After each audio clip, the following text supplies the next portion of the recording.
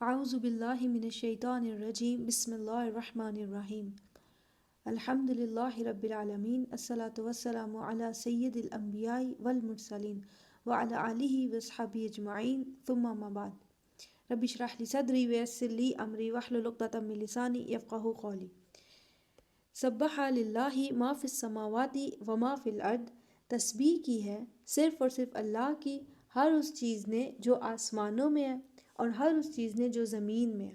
وَهُوَ الْعَزِيزُ الْحَكِيمُ، اور وہ مکمل طور پر غالب اور کمال حکمت والا ہے۔ اس آیت کے دو جملے ہیں۔ پہلے سبح للہ ما فی السماوات وما فی الارض کو دیکھتے ہیں۔ یہاں ایک ہی لفظ ہے جو سمجھنے والا ہے، وہ ہے سبح۔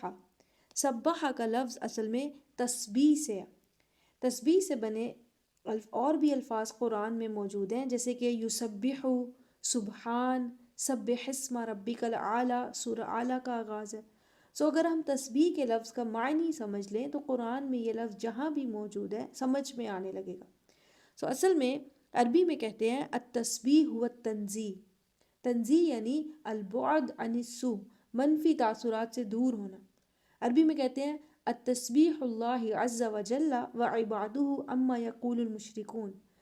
اللہ تعالیٰ کو ہر کمی، ہر عیب سے پاک جاننا، اسے ہر طرح سے با کمال ماننا، اور مشرکین اللہ تعالیٰ کے بارے میں جو بھی منفی تاثرات رکھتے ہیں، اللہ تعالیٰ کو ان تمام باطل تاثرات سے پاک سمجھنا، یہ تسبیح ہے۔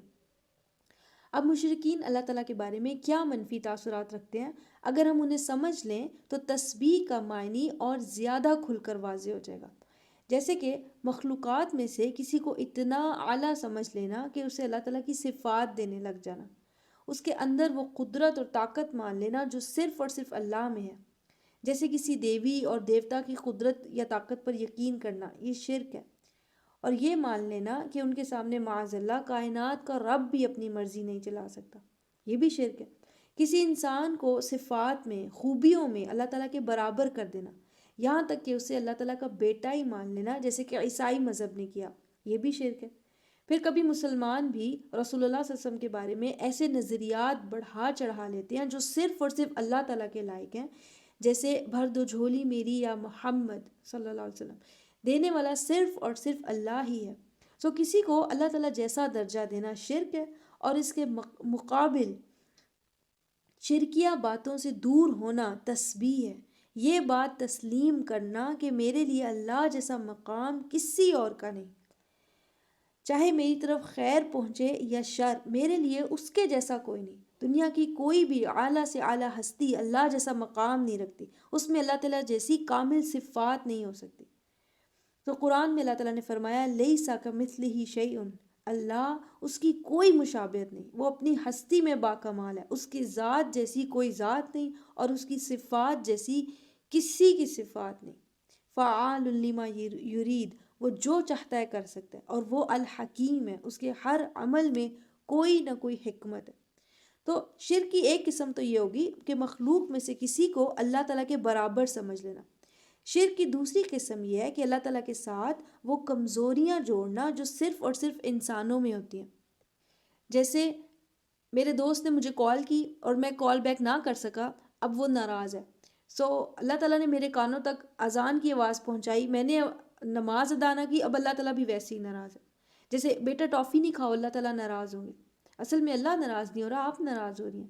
بچے کے ذہن میں اللہ تعالیٰ کے بارے میں انسانوں والی کمزوریاں مت ڈالیں، صحیح بات کہنی چاہیے کہ دانت خراب ہوں گے، پیٹ خراب ہوگا وغیرہ۔ کسی کو اللہ تعالیٰ کی قدرت اور طاقت، حکمت جیسا مقام دینا شرک ہے، اور ان تمام باتوں کا انکار کر دینا اور یہ ماننا کہ وہ اپنی صفات میں باکمال ہے، یہ تسبیح ہے۔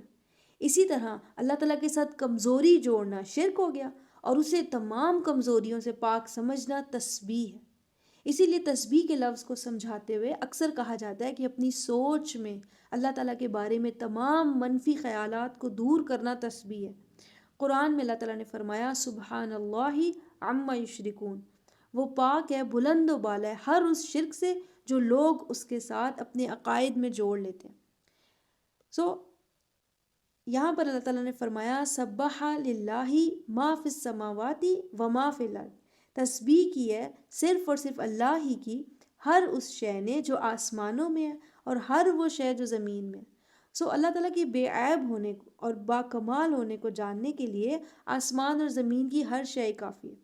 اللہ تعالیٰ نے سورج بنایا، سورج سے زمین تک روشنی اور گرمائش پہنچتی ہے۔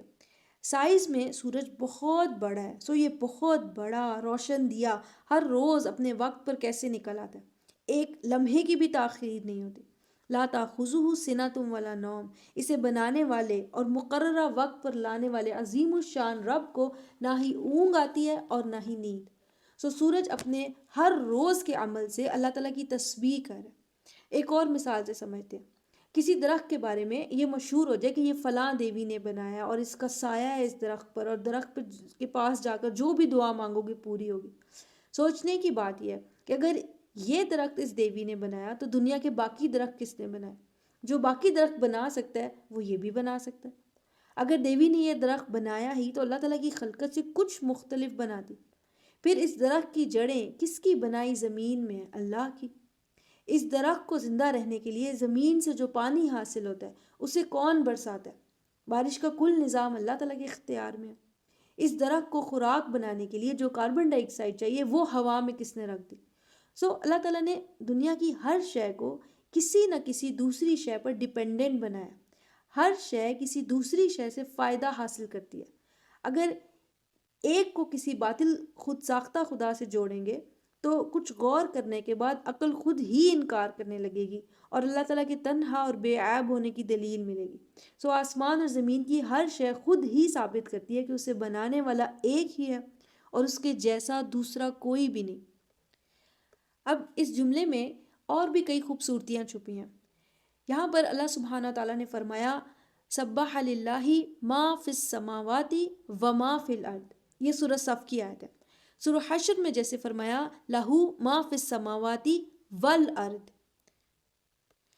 دونوں کے مطلب میں کوئی فرق نہیں، صرف ایک جگہ آسمان اور زمین کو اکٹھا کر کے فرما دیا جیسے کہ سورہ حشر میں، اور ایک جگہ پر علیحدہ علیحدہ کر کے ما فی السماوات و ما فی الارض۔ مگر قرآن میں کوئی بھی مقام حکمت سے خالی نہیں۔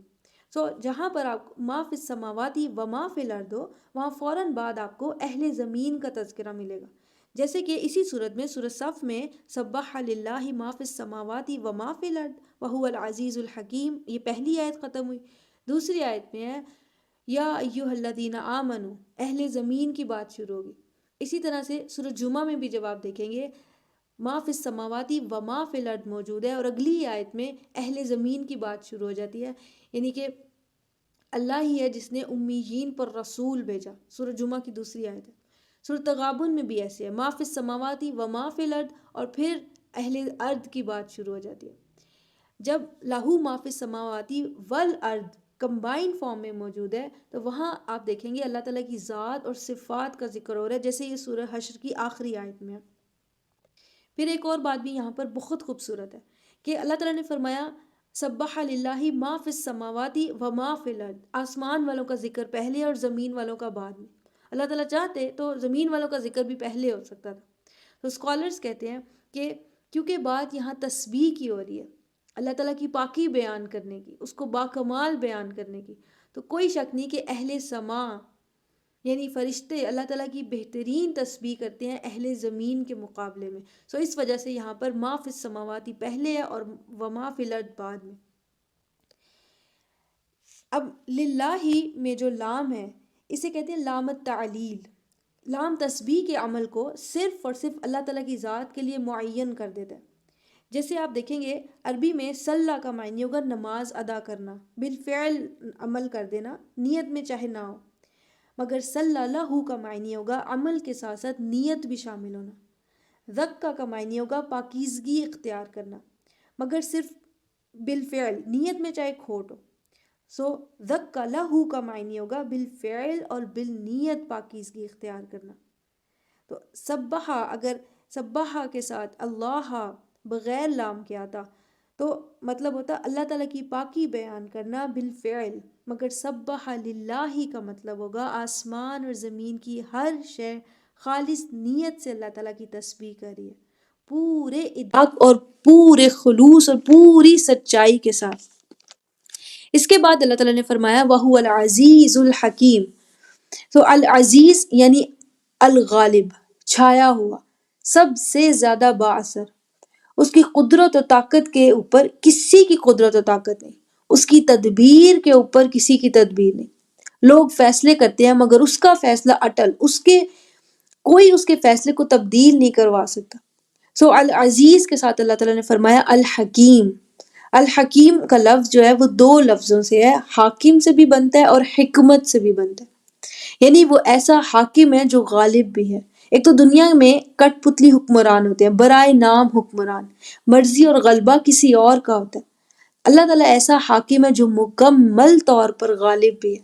سورہ فاطر میں اللہ تعالیٰ نے فرمایا ما یفتح اللہ للناس من رحمت فلا ممسک لها وما یمسک فلا مرسل له من بعدہ وہو العزیز الحکیم۔ اللہ لوگوں کے لیے اپنی رحمت کا کوئی بھی دروازہ کھول دے تو کوئی دوسرا اسے بند نہیں کروا سکتا، اور اگر وہ روک دے کوئی رحمت تو اس کے بعد اس رحمت کو بھیجنے والا کوئی بھی نہیں۔ سو حکیم کا لفظ جب حکمت سے بنا ہوگا تو معنی ہوگا ایسا غلبہ جو حکمت پر مبنی ہے۔ جیسے دنیا میں کسی کے پاس غلبہ ہو مگر اس کا استعمال غلط طور پر ہو، بہت سی کرپشن کی جا رہی ہو، لوگوں کے لیے یہ غلبہ بہت دکھ اور تکلیف کا باعث ہو، اللہ تعالیٰ کا غلبہ اس کی اتھارٹی حکمت کے ساتھ ہے۔ یہاں پر سورہ صف کی پہلی آیت ختم ہوئی۔ بارک اللہ لی ولکم۔ السلام علیکم ورحمۃ اللہ وبرکاتہ۔